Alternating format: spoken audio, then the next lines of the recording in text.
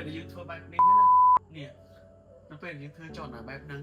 អត់ល្អទេបងប្អូនពេលយើងធ្វើទៅគឺមានផលប៉ះពាល់ទៅលើឆ្អឹងកងកទី1ទី2ពេលធ្វើឆ្អឹងកងយើងគឺអត់ស្រួលទេវាអាចមានសម្ពាធហើយអាចគៀបឆ្អឹងកងកទៀតអញ្ចឹង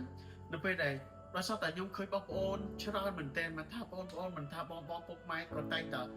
អត់ស្រួលគាត់តែងតែកាច់ឆ្វេងកាច់ស្ដាំហើយគាត់ធ្វើអញ្ចេះទៀតធ្វើអញ្ចេះអញ្ចឹ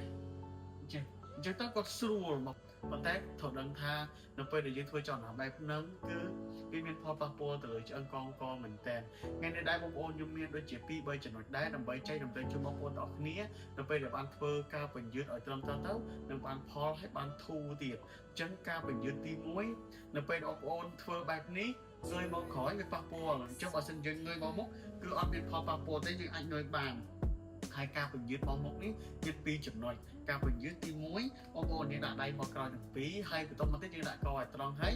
យើងធ្វើការអោនយឺត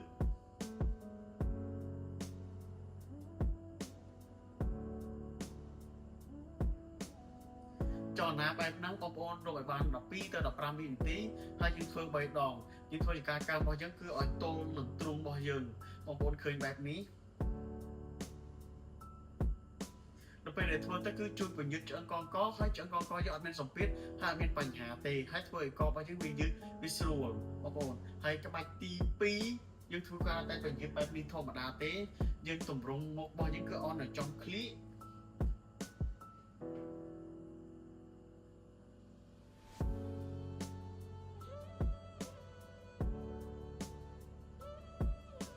ពេលដែលយើងបញ្យឺតបែបហ្នឹងទៅវាស្រួលវាជួយទៅលើសាច់ដុំវាជួយទៅលើឆ្អឹងកងទៀតគឺជាក្បាច់ដែលត្រឹមត្រូវអញ្ចឹងបងប្អូនអាចធ្វើការបញ្យឺតឆ្វេងស្ដាំបានហាមទី1ហាមងើយបែបនេះតែយើងអាចងើបទាញមកក្រោមបានគឺល្អខ្លាំងមែនទែនហើយបងប្អូនមើលវិញទៀតខ្ញុំភ្លេចក្បាច់អាការបញ្យឺតបែបនេះណានេះបាច់ចេះ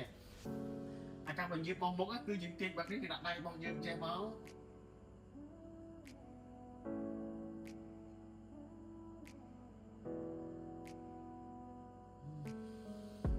ស្រួលខ្លួនមែនតើបងប្អូននិយាយមែននេះហើយគឺជាការបញ្យឺតដែលល្អចុះបងប្អូនអាច share ចែករំលែកវីដេអូនេះដល់មិត្តភ័ក្តិបងប្អូនឬក៏អ្នកមានបញ្ហាចុកឬកហើយឬក៏គាត់ដែលតែងតែអនុវត្តខុសចឹងអាចឲ្យគាត់ធ្វើត្រូវបានហើយសូមបញ្ជាក់មួយការបញ្យឺតនេះបើសិនជាបងប្អូនមានការម៉ាស្សាដែលល្អ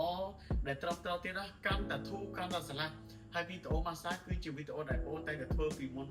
ហើយបងប្អូនមើលវីដេអូមុនទៅឃើញទៅតាមការម៉ាស្សាកបែបណាធ្វើបែបណាហើយយើងបញ្យឺតបែបនេះទៅល្អខ្លាំងមែនទែនអរគុណបងប្អូនសម្រាប់ការទស្សនាវីដេអូមួយនេះ